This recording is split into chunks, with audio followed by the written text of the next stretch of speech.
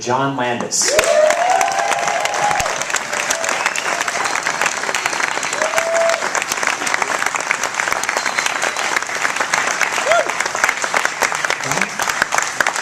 And another John from the hit Resident Evil. Please welcome John Daimonen.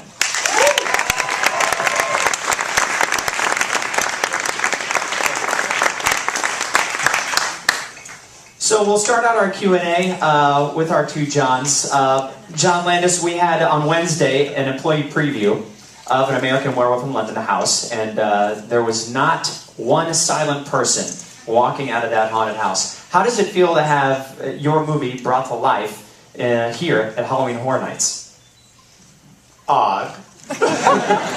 It's fun. No, it really is fun. I wish I could see it in 2 weeks.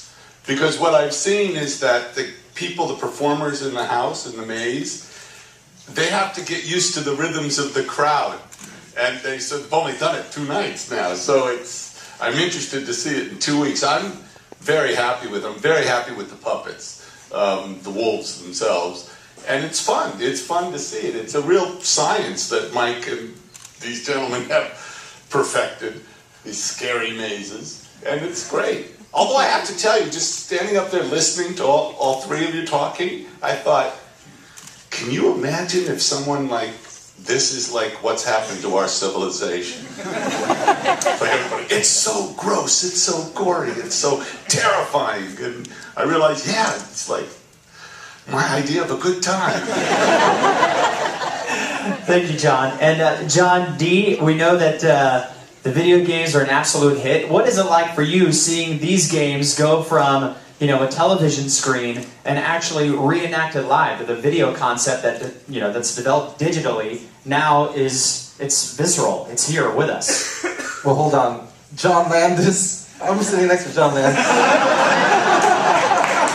I had to get that out of the way. It's truly an amazing experience. I mean, you know, when you're watching a horror movie, right, it's kind of more of a passive entertainment experience. But Resident Evil is known to be like interactive horror, right? And to really see these creatures come to life, it's a kind of a different level of horror. I mean, in a video game, you know, you're playing against you know, these creatures and you're running away. Well, there's no running away from these in real life, so it's really amazing. That's incredible. Thank you so much. Well, let's go. We got a couple spotters in the audience with microphones. Let's go to a question from the audience, and then we will go back to the panel. We have a question. Somebody's yes, sir, right here. You can stand up. I think it's a pretty intimate room, so I think we'll all hear your question. Go ahead. You've been working on this for a year. What's the night like for you? Relieving.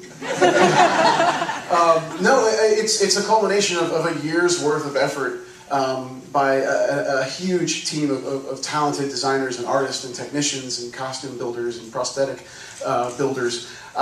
You know, we've been thinking about this again for an entire year, and you know, it was surreal just tonight. You know, walking past the mazes and the soundstage, seeing people finally exit the sound stages and screaming and reacting to what we've created. Hand in hand for a year, together, all in the sake of amazing horror. It's awesome. It's awesome. It's the best moment you can possibly have when it all clicks and all works. So it's happening tonight, and everybody gets to experience it. So of course, over the past year and all the work that everyone has put so much effort into, what will things be like moving forward over the next couple of months now that this is actually a work in progress? Well, you know, I think John said it. You know, you go from tonight and from our preview night, and over the next couple of weeks, the event just built its own energy. The casts in the houses get sharper, and they build a rhythm. They see people come through the house. They get that energy from them. They get sharper in their scares and their attacks. The streets get more timing. It just gets better and better. The event just builds and builds and builds. And for us, it's a culmination of that year of taking it from a piece of paper and a thought and an idea. Tonight is all about the scream. You hear the scream for the first time, and that's awesome. You know, there is so much work, as you were saying, that is put into it, and of course it evolves. And you know, you could say that there are others out there that have tried to do something like this. What makes our event here at Universal Orlando the best Halloween party, as you would call it?